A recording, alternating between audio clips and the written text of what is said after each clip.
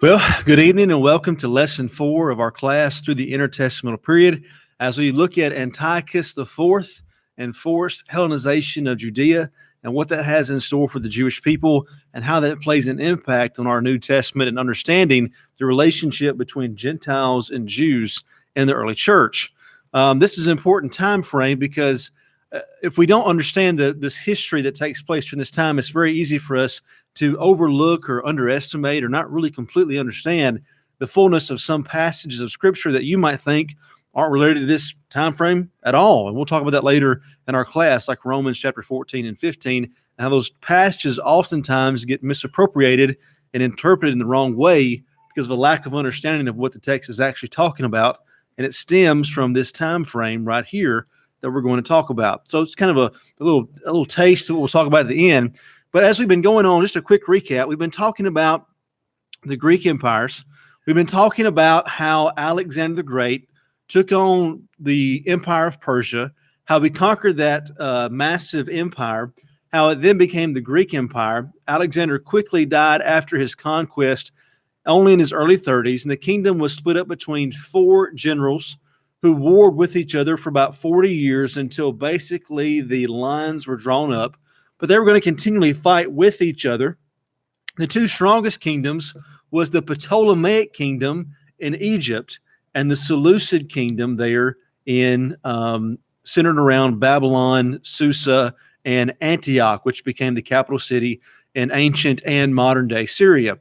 And now, during the wars initially between like 320 and 300 BC, Jerusalem is going to change hands at least 7 times because Jerusalem finds itself right on the border between the 2 most powerful Greek kingdoms, the Ptolemies, centered in Alexandria, Egypt, and the Seleucids, which are centered in Antioch, Syria. And if you draw a line between, not a straight line through the ocean, but if you draw a line from Antioch in Syria to Alexandria, Egypt, you've basically got to go straight through Judea, right, and where Jerusalem is. And so it's going to make where Jerusalem and the Judeans are a very hotly tested place, because if there's a buffer zone between 2 major powers, it's going to be a source of conflict and uncertainty and uprisings.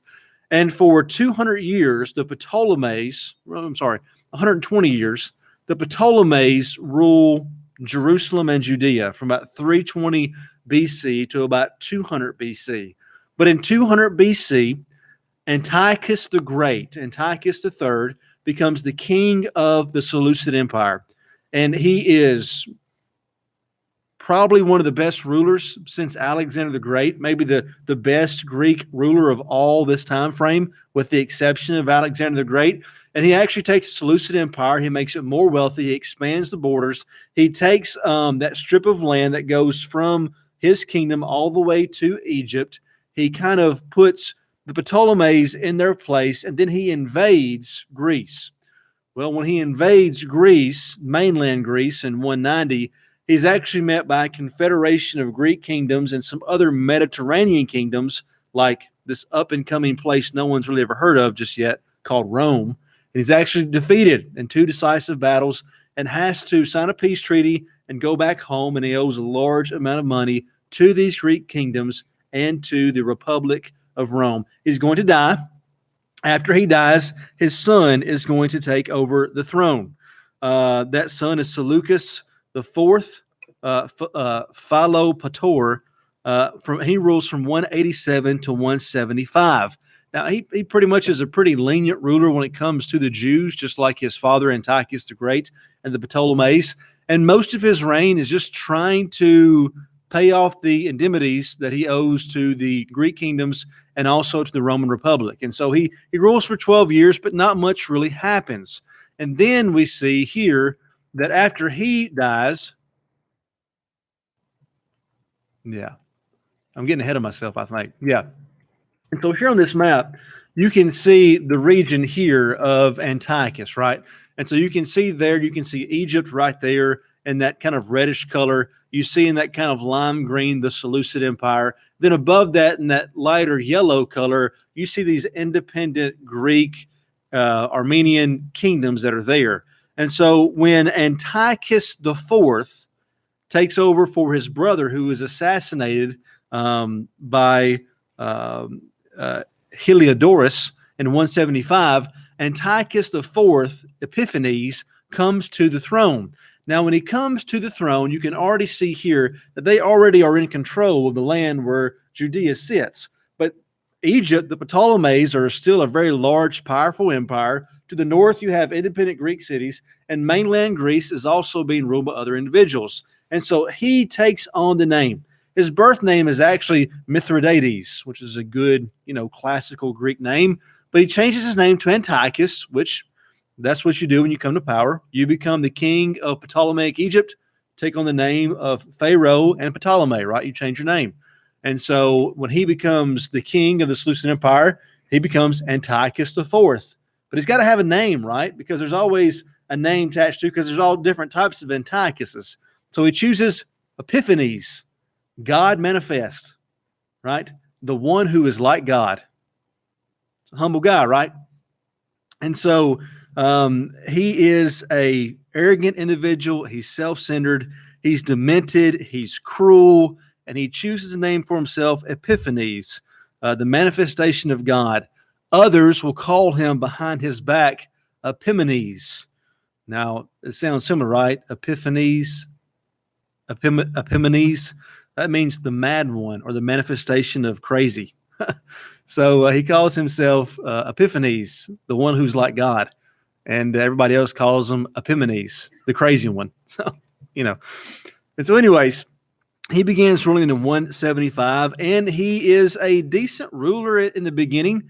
He decides that he's going to invest his time and his energy in making sure his military is grown. So he grows the military. He makes preparations for the invasion of Ptolemaic Egypt. And so he decides he's going to attack the second largest and most wealthiest kingdom of them all. Here is a coin that was actually minted in this time frame. This is an image of Antiochus IV, Epiphanes. And so this is the one who's talked about in Daniel chapter 11, 21 through 25. We're not going to read that tonight, but I would highly, highly, highly encourage you to read that either tonight or sometime this week, to make a note of that, because the Bible prophesies through Daniel about what is going to take place through the life of Antiochus IV, Epiphanes, with incredible accuracy. I mean, it's absolutely phenomenal, the amount of accuracy that takes place in Daniel, that takes place 250 years before this actually happens. Critical scholars dismiss this passage because they deem predictive prophecy impossible. All right, it's obviously impossible for Daniel to know the future before it happens, because nobody knows the future before it happens. So this must be a late Jewish writing. Now, for those of us who believe in predictive prophecy, we don't really have that problem, right?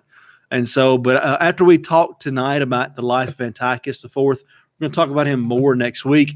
But I'd highly encourage you to read this passage, Daniel 11, 21 through 45, to see about the prophecy that God's word gives about this individual. Here you can see a bust of him that is on display in some museum in Europe somewhere. And so he decides he's going to invade Ptolemaic Egypt. And so he prepares. He knows that he's God manifest, right? I mean, he thinks in his mind that I'm going to outdo Daddy, right? I mean, Daddy was the greatest king since Alexander the Great, but Daddy couldn't get the job done, right?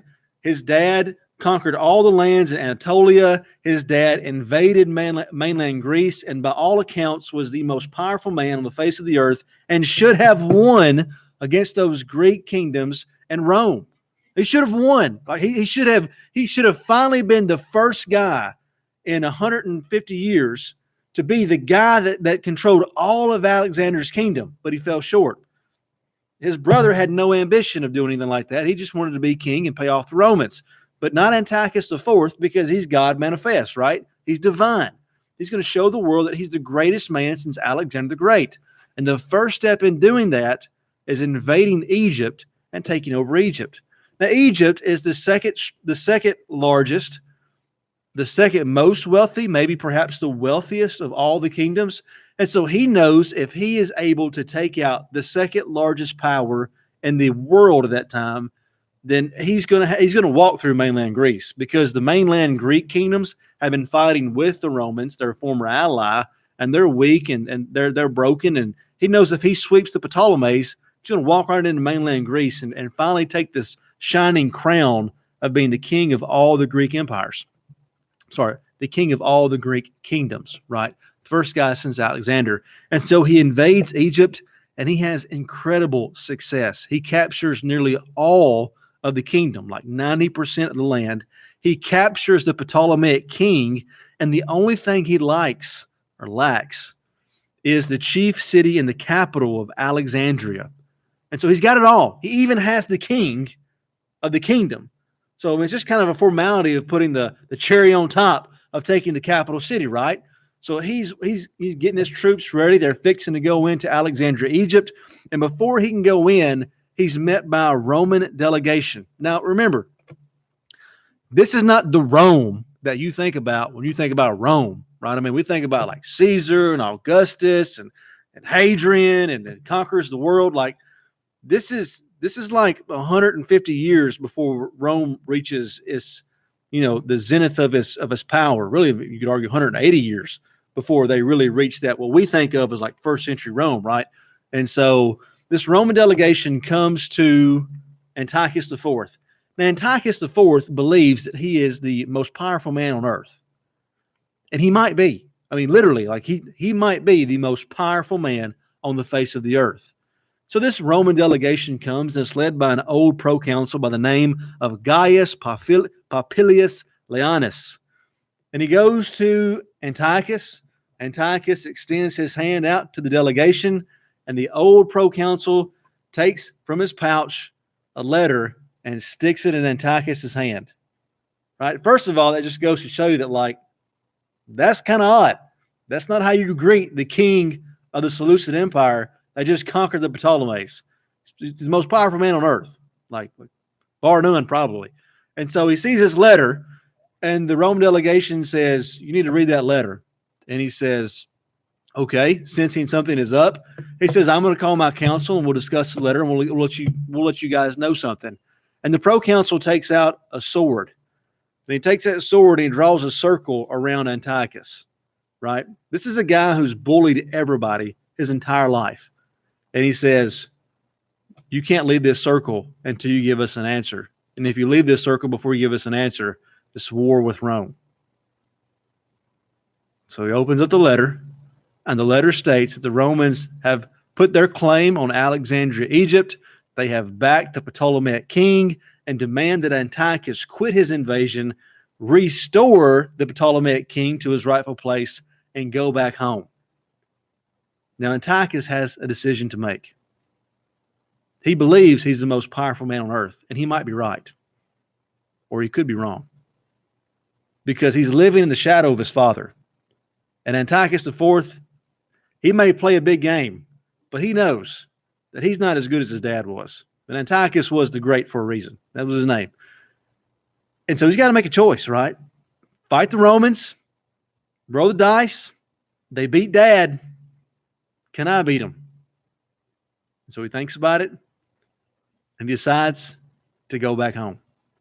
And so the guy who had bullied everybody in his entire life finally gets bullied by somebody else, and he decides he's going home. Because the Romans are smaller, right, in every category than the Seleucid Empire at this point. The question is, if they would have went to war at this particular point, who would have won? Maybe the Romans, maybe not. How would history have changed, right? If Antiochus does emerge to be victorious, well, history will never know. And so with his dreams shattered, his facade of being a divine ruler broken, he withdraws from Egypt, humiliated and looking for vengeance. And what city sits right in between Alexandria, Egypt, and Antioch? Oh, Jerusalem. That city. Oh, I wonder how that's going to play in. Well, let me tell you. Victory's ensured, right? I mean, victory's certain. This is going to be the biggest thing since Alexander came into the Middle East and rolled up everybody, okay? people back in Jerusalem are watching what is going on in the ground. They have contacts in Alexandria, Egypt. It's the second largest city in the world with a Jewish population. So the Jews know what's going on. The guy's already captured the king. He's already captured 90% of the land. There's not even really an army in Alexandria left to fend him off. There's nothing keeping him from complete victory. And all of a sudden, the army turns around and heads back home. And so a rumor goes out. There can only be one obvious reason as to why that would happen. Antiochus has died unexpectedly, right? And now they're all racing back to Antioch to figure out who's going to be the next king of the Greeks, because that's just how things work.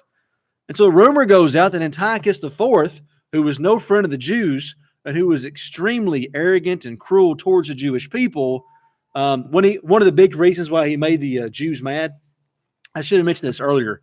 When he came to power, he's thinking like a Greek, right? And so, their political priests were political agents, right? I mean, same thing. The high priest here also had political power in Jerusalem. So when he comes to power, he goes talk to Onias, who was the high priest at that time. And Onias isn't a big fan of Hellenization, becoming like the Greeks. And so he deposes Onias, the high priest, who the Jews see as the rightful descendant of Aaron, and says, all right, who wants to become high priest? Highest bidder. Who wants to pay? Because that's how you do things, right? I mean, that's how you do it in the ancient world. And I don't want to be cruel, but have you seen how much money spent on presidential elections? I mean, you spend billions of dollars for office that makes $400,000 a year. I mean, come on now. I mean, it ain't, whatever. Moving on. Anyways, it's like the governor, right? I mean, the last governor race, right? I think all three candidates spent more than like $10 million to become governor of Tennessee. I mean, and guess who wins most political races? One who spends the most money, right? There's a correlation between now and the ancient world. It just happens. And so he says, who wants to become the high priest, right? It's open to the highest bidder. And so Jason becomes the high priest, right? And he actually is a really big fan of Hellenization. And he's a real big pusher of casting off old Jewish customs and laws and becoming more like the Greeks, right? And so the Jews are already really mad at Antiochus because they feel like he's offended them and God by deposing the rightful high priest. And so they're no fan of Antiochus. So they hear he's dead, and they just have, it's like the 4th of July. There's parades, there's parties, there's dancing in the streets. They make dummies and write Antiochus' name on it and drag him to the streets behind chariots. And guess what? Guess who finds out on the way home? Antiochus. He gets a letter from the governor of Judea saying the Jews think you're dead, and they're right in the streets, right? And so he's mad, upset, just got bullied, and got an entire army at his disposal heading back home. What do you think he's going to do? I'll tell you what he does. He goes back home. This is a picture of Rome. I probably should have showed you if you're following along on the email I sent out. Maybe you saw this, but this is kind of how big Rome is at that time. They've already defeated Carthage in the Carthaginian Wars and already taken a hold of Spain and some of those areas in North Africa that used to be the holdings of Carthage. And so, man, I was way behind. I'm really sorry about that. And so a huge decision for Antiochus. He withdraws. He heads back towards the Jews. The Jews are throwing a party in the streets. And so the Jews did not appreciate Hellenization and were bitterly divided over how it should be received and accepted. And so, here we go. Am I missing a slide? I must have inadvertently deleted a slide because that's okay. Yeah, that's what happened. Okay, so Antiochus goes back to Jerusalem, and there he kills 40,000 individuals on sight. That's a massive number. That's larger than the entire population of Marshall County. Marshall County has about 35,000 people. He kills 40,000 people in like a day and a half. Literally blood running through the streets in like little streams and brooks. He takes an additional 40,000 individuals, beats them, molests them in any and every way possible, and sells them into bitter slavery. So he takes a huge population chunk out of Jerusalem and kills them or treats them horribly and sells them into slavery. And so after that, he imposes some new rules for Jerusalem and Judea. All right, guys, you didn't like my Greek culture beforehand, we'll step it up a notch. And that's exactly what he does. And so you have to understand the desire for forced Hellenization in the ancient world. When the Greeks took over the world, they had an idea. It was Alexander's dream, his purpose, his goal. It wasn't just for money and prestige and wealth. It was all those things too. But they really felt like they were called by the gods to spread their culture and their language and their architecture. They were better than everybody else. Their schools were better. Their language was better. Their architecture was better. Their clothing was better. And that was going to be their gift to the world, taking their culture and spreading it to the world. To be completely honest with you, in a lot of ways, it was better. And so it came to these places throughout the ancient Near East, and they were like, you're going to do things like us now, but don't worry, because our way's better. And they were kind of like, okay, we'll do that. No offense, but we've done that as Americans for 150 years, right? We kind of believe that too. Our way of democracy, or the way that we have our judicial system, all those type of things, is better. So we import that throughout the world. I'm not saying it isn't. I'm just saying, before we get on to the Greeks about having this idea of being ethnocentric, we have our own history with that too. And so most places adopt it, just like how most constitutions are modeled today after the American Constitution, right? A lot of these places see the progress of the Greeks, see their language and their culture and their architecture, just adopt it. Think that's great. Thank you guys so much for bringing it to us. But the Jews aren't like that, right? They're not so sure that Greek culture is better. They're not so sure that Greek religion is better, right? And so they're very bitterly divided over this idea of Hellenization, because you're going to have some individuals who decide that they're going to become more Hellenized, and others that are going to reject it. And so not only are they fighting amongst the Gentiles, but you really see a bitter split taking place within the Jewish people over those who welcome Hellenization with open arms and those who fight it pretty hardcore. What is going on? This is not good. There's like 7 slides that should be on that thing that's not there. Which I'm assuming is I'm sure it's my fault some kind of way, but that's not good. Hold on. Yeah, it's out of order. All right. Sorry. This is why you go through the slides before class, right? Make sure everything's in line. So let's talk about 2 places. 2 places in particular where you're going to see this take place is going to be in Alexandria, Egypt. And so in Alexandria, Egypt, if you remember from our previous class, when Ptolemy came to power in about 300 BC, he takes about 200,000 people from Jerusalem and takes them to Alexandria. And he's pretty lenient with them. He takes them to Alexandria, Egypt. It's going to be this new city on the Mediterranean coast. It's going to be built from scratch with the best layout, the best that money can buy. And he's going to give 2 of the 5 quarters, 40% of the city, to the Jewish population. And he's going to tell them, look, guys, you can work in the city, you can live in the city, and you can even live by your own Jewish customs. You guys only want to marry within the Jewish race? That's fine. You want to worship Yahweh? That's cool. Y'all want to observe the Sabbath? That's fine. As long as you guys are peaceable and pay your taxes, I don't really care what you do, right? And so in Alexandria, Egypt, Jews are able to become public officials. They're able to work in the government. And it's quite interesting that you actually see a more lenient and open tolerance towards Jewish culture, but at the same time, you see a bigger shift towards Hellenization. Why do you think that is?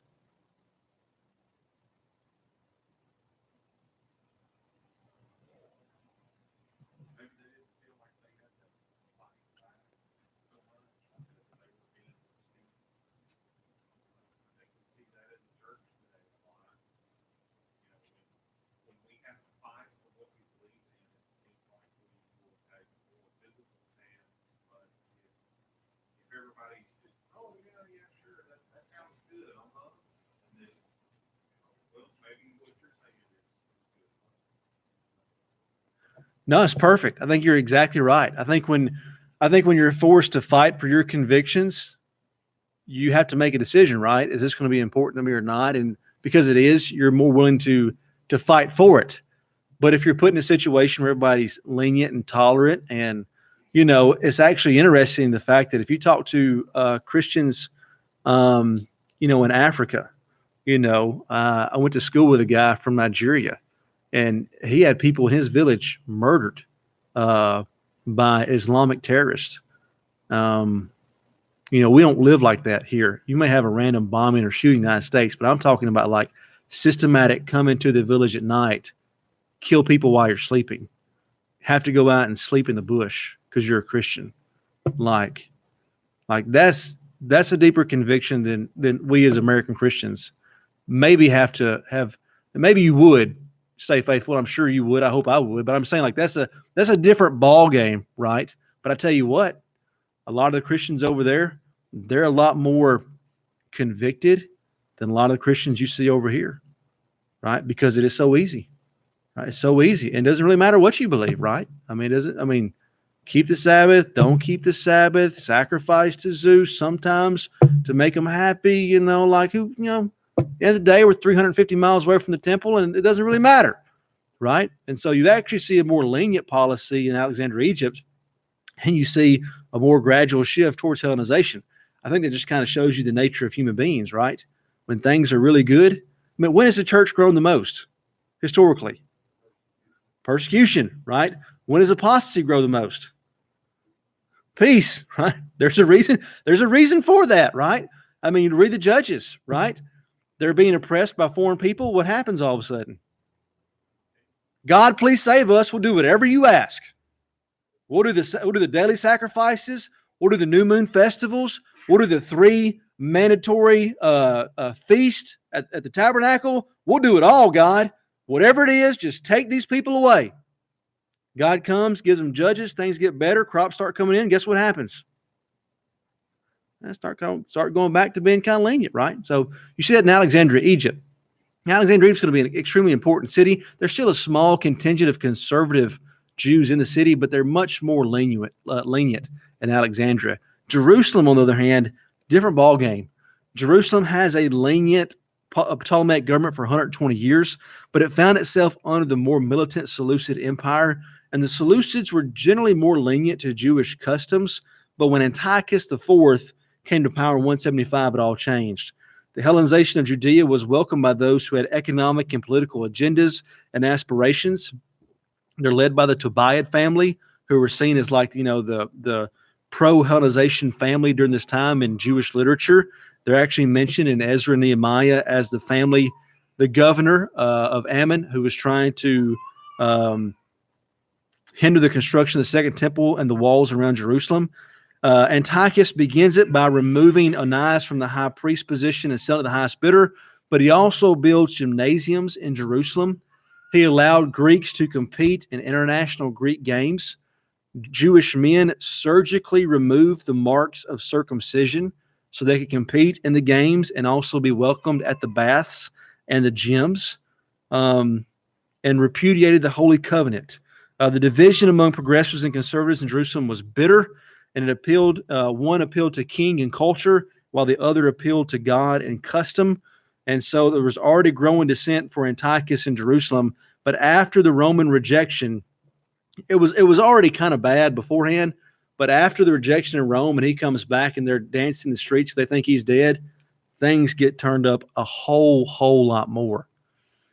And so this is the slide I was talking about before, where Antiochus withdraws from Egypt from the campaign. He kills 40,000 and enslaves 40,000 more. Then he goes and he plunders the temple. He goes to the temple, the Holy of Holies, right? The place where only the Levitical priests can go inside the temple. And he goes inside the temple and he takes all the gold and all the silver he can find, right? In the Jewish mind, he's not stealing just from them, he's stealing from God. He then goes into the Holy of Holies, and there he knocks over the altar. He brings in a picture of Zeus, puts it in the Holy of Holies, the inner room where only the high priest can go into one time a year, one day a year. And he just strolls on in like he owns the place, right? Puts up a picture of Zeus, brings in prostitutes, and says, this is now a temple to Zeus. We're making sacrifices to Zeus. You guys don't like pigs? All right, very first sacrifice is going to be a swine. Let's kill this sucker and let's throw it over here all over the temple walls, which he does. It's called the Great Desecration. And Daniel actually prophesies it in Daniel chapter 11. He goes, he desecrates the temple, he brings in prostitutes, he makes the temple the most holy site in the world, the Jewish mind, and he makes it a brothel. He bans Jews from going on to the Temple Mount. He builds a citadel right there beside the temple, and he also fortifies the city of Jerusalem, bringing in soldiers, grain, supplies. He also outlaws the worship of Yahweh. Anyone worshiping Yahweh will be killed on spot. He outlaws circumcision. They will also be killed on spot. Any observance of the old law is punishable by death. Any copies of the Torah, which is the Hebrew Bible, are burned. Anyone who possesses a Hebrew Bible will be killed on spot. He made the Jews dress like Greeks. He made them take part in festivals and parades for Greek deities. And he had inspectors move to every town to look for those who disobeyed his orders and demand that all people make sacrifices to him and also to the Greek gods. Things are bad. They just got a whole lot worse. Now, what do you think when a people is oppressed like this, they're eventually going to do, right? There's a breaking point, and that's exactly what happens. And so parents who are circumcised are killed. In the book of Maccabees, 1st and 2nd Maccabees, stories are told about parents who were killed because they circumcised their children. Eleazar is an older man who would not eat pork, and so they beat him to death. The martyrdom of the 7 brothers in 2nd Maccabees chapter 7. I've got my notes, read if time permits, but time won't permit us to read that text. But if you'd like to make a note, you can find 1st and 2nd Maccabees online. You can go to BibleGateway.com, and the NRSV has a really good translation of the Apocrypha, which is what the 1st and 2nd Maccabees happens to be in. But in 2nd Maccabees chapter 7 is one of the most well-known stories in Jewish culture, and it's about the murder of 7 sons and their mother. And so in some of the early churches, the Roman Catholic Church, these sons are actually made saints and this, that, and the other. But anyways, I say that to say this. If you've got some time to read, jot your notes, go and read 2nd Maccabees chapter 7, because it talks about the gruesome death these 7 brothers and their mother all experience. And you may say, Isaac, why do I want to read that? Well, because remember, it's interesting to read that passage because you'll see a theme in there that you don't see spelled out very well in the Old Testament, but is very prevalent in the New Testament. The idea of an afterlife. There's a heaven. There's a heaven reserved for those who obey the word of God and who will not submit to Gentiles or to breaking the law of God. And if you do what God tells you to do, you'll get to go to heaven, right? It's kind of interesting. This, once again, this is written before the Gospels. So, it's a good point. I don't know when the last redaction of it is, but even if it is, you kind of see the idea of the afterlife already becoming a major idea in Jewish literature. And if not, I don't know when the last redaction, probably of 1st and 2nd Maccabees, happens. If it's after the writing of the Gospels, then you can kind of see the Jews retroactively inserting this idea into the text. So kind of disregard what I said there the last 5 minutes ago because I'm not exactly sure one way or the other. But anyways, early Christians read 1st and 2nd Maccabees and stuff like that too. So any questions on anything so far? Okay. And so the 7 brothers are killed. And so that leads to an oppression. So now I got to back up and figure out where this is. Sorry, guys. I feel like I'm not crisp tonight because my slides are out of whack. At least that's what I'm going to blame it on. Okay. And so in 1st Maccabees chapter 2, we had the story of the Maccabean revolt, or Matthias' rebellion, which is eventually going to become the Maccabean revolt. You say, this sounds like it's a lot of, this is kind of hard. Trust me, this is very important to understanding the New Testament in many ways. And so crazy oppression, people are being massacred for obeying the law of God, for even owning, right, a copy of the Bible. So in 1st Maccabees chapter 2, you have the story of Matthias. Matthias is a priest with 5 sons who moves away from Jerusalem to Modain. And he moves there, and the text tells us that he's a priest, the son of Yoribib, the the son of John, the son of Simeon. And so in Greek, which is what First and Second Maccabees is written, it'll be Hasimeon, which is the Hasmonean dynasty. And so if you've ever read Jewish history, you'll read about the Hasmonean dynasty that's going to come out of this rebellion. And that's exactly where that term comes from, of Simon, right? The Simon dynasty. And so a king's official comes to Modaim and asks Matthias, as the high priest and leading man of the city, to be an example to the rest of the people and offer a sacrifice on the altar. By doing so, he'll make himself and his sons friends of the king and receive gold, silver, and positions of honor and authority in the government. Right? He comes out and he says, look, Matthias, you're the priest of the town. You're one of the leading men of the town. You're one of the elders. Just make this sacrifice to the king and to Zeus, and we'll give you gold and silver. And, everybody else is doing it. I don't even care if you can believe it. Just do it so everybody else can see you doing it, and we'll pay you for it. Matthias refuses and says that he will not. Another man steps forward to be the first one to sacrifice, presumably to receive the gifts offered to the first one to make the sacrifice. Matthias goes into a fit of rage and kills the man on the very altar, and then turns and kills the king's official and tears the altar down. He then flees to the hills with his sons, and soon others throughout Judea, thousands, flee to the wilderness, the hills, and they organize a resistance.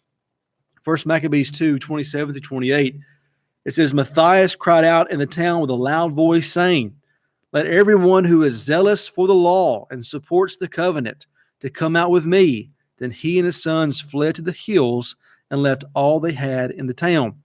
Another story that was pretty important is while they were all fleeing towards the hills, there was a group of about 1,000 individuals who came out of Jerusalem. The king's soldiers heard this large group of people were going out to join the rebel band, and they came upon them on the Sabbath day. And this group of 1,000 people would not fight back because it was the Sabbath. And so they were all killed, all 1,000 of them. And at that point, Matthias and his generals decided that from now on, that it would not be unlawful to fight on the Sabbath. Now, why is that important? We'll have to come back next week to figure out why that's important, right? But that's an idea, right? I mean, if you can't work on the Sabbath, if you can't even make a fire on the Sabbath, can you fight on the Sabbath? Well, after 1,000 people are killed because they don't fight on the Sabbath, Matthias realizes that, you know what? If we're going to win this war, we're going to have to fight on the Sabbath. So they do that. Okay. Here on this map, you can see, don't worry about the yellow part, but you can see Jericho, Jerusalem, and that red dot is Modaim, and that is where the rebellion takes place. Yeah. And so Matthias leaves to go to the wilderness, the Sabbath day massacre, and it continues into a renegade and guerrilla warfare. Since I'm writing down a bunch of stuff for you guys to read in your free time this week, you can write down 1 Maccabees 2:42-70. This is the last speech of Matthias's life, supposedly. And if it's not accurate history, it is a fun read. And so, but he does a really good job, whoever writes 1 Maccabees, does a really good job of him making a speech, right, where he appeals to their forefathers. He talks about Abraham and the faith of Abraham. He talks about Jacob, and he talks about if it was David or Gideon or whoever it was. But he makes this great speech, right? Like, our fathers fought against insurmountable odds against these nations. Because remember, when he's fighting against Antiochus, they're going up against someone they cannot win, right? They cannot beat the Seleucid Empire. As maybe Rome, at this point in history, them and Rome were probably trying jockeying for 1 and 2 on the world stage. But this is probably 1 or 2 largest empire, wealthiest empire, largest military in the world, right? And so, it does take an incredible amount of faith, right, for them to do. And basically in his speech, he basically says it's better to die for our faith, right, than to apostatize and make these sacrifices. So the call goes out, and so we'll talk more about the Maccabean revolt next week. And so, let's see here. And so conclusion. The persecution of Antiochus IV Epiphanes led to the birth of the Maccabean revolt and cemented in the idea in Judaism of a second life after death, a paradise free from suffering, and that it awaited those who were faithful to the law of God and rejected the sinful practices of the Gentiles. Remember, the belief is that in order for you to reach this paradise, that you must reject all forms of Gentiles, Gentile people, Gentile worship, Gentile oppression. The Gentiles are the spawn of Satan, and you must not associate with them in any way whatsoever, right? Now, remember, in the days of Jesus, in the days of Paul, the Maccabean family, right, they were like the founding fathers, right? I mean, what they did was incredible, and they were seen as these, prophet-like individuals, okay?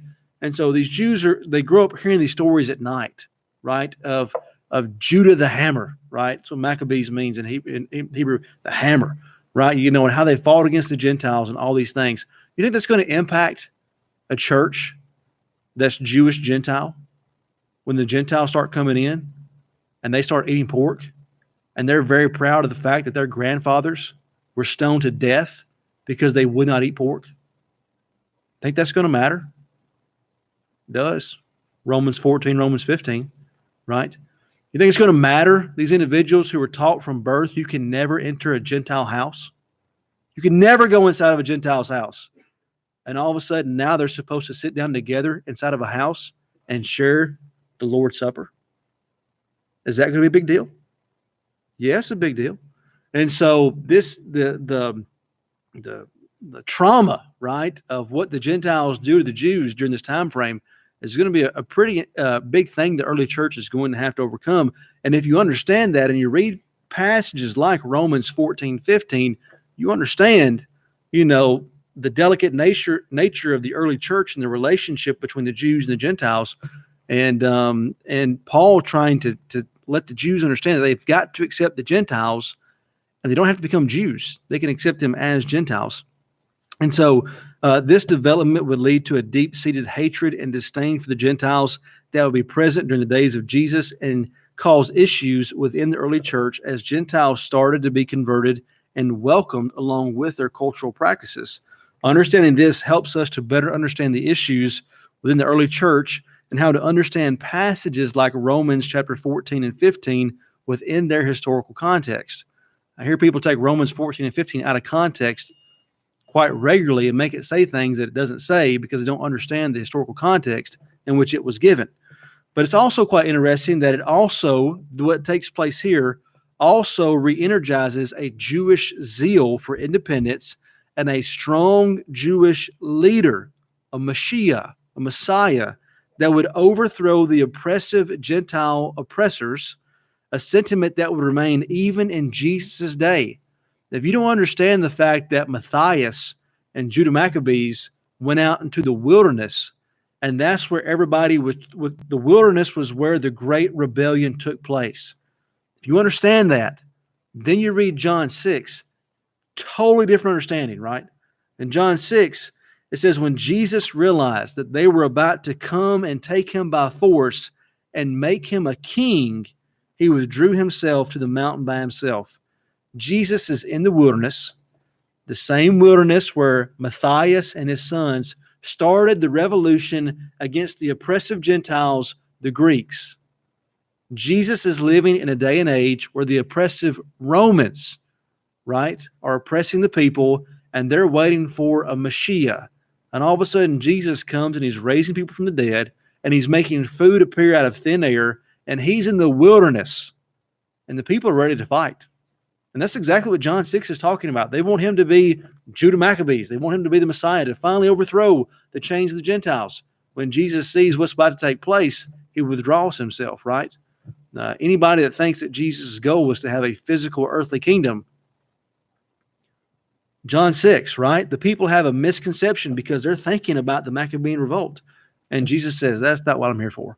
John 19, my kingdom is not of this world. If it was, my followers would have fought, right? And so Sorry for the slides being out of order and it throwing me off tonight. I apologize for that. Any questions or comments before we close?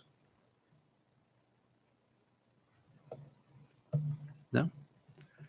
All right. Well, guys, thank you so much for your attendance. Looking forward to our discussion next week as we start talking about the Maccabean uprising. And so we're going to be talking about some interesting battles that take place between the Maccabees and the Greeks, and some things that are going to take place between the Jews and the Samaritans that are also going to have some pretty deep and profound impacts for understanding the New Testament, like John 4 and the parable that Jesus gives in the Gospel of Luke about the Good Samaritan. And so with that being said, we'll go ahead and we'll close the prayer. Thank you guys so much. Dear Heavenly Father, we're so thankful for all the blessings that you have given upon us. We're so thankful for the health that we have, the ability that we have to live in a free society where so many people have suffered and have been persecuted to be able to worship you freely and according to your word. We're extremely blessed in the fact that in this country that we're able to come together to assemble and to worship you and to study your word. Dear Heavenly Father, we hope and pray that will continue. But we also hope and pray that the lenient atmosphere that we find ourselves in as Christians will not make us melancholy, that it will not make our faith weak, that we will still be firm and resolute in our desire to worship you in the way that you have prescribed through your word, that we will take a stand when a stand needs to be taken. Dear Heavenly Father, for our brothers and sisters throughout the world who are being persecuted and who do not enjoy the freedoms that we have, help us to encourage them, help us to learn from their faith, and help us to be encouraged by their faith in the face of persecution. And dear Heavenly Father, we're so thankful for the blessing to know the real Messiah and to know that his kingdom is not of this world, but is a heavenly kingdom. And we look forward to that day that we can be in your presence. It's in his name we pray. Amen.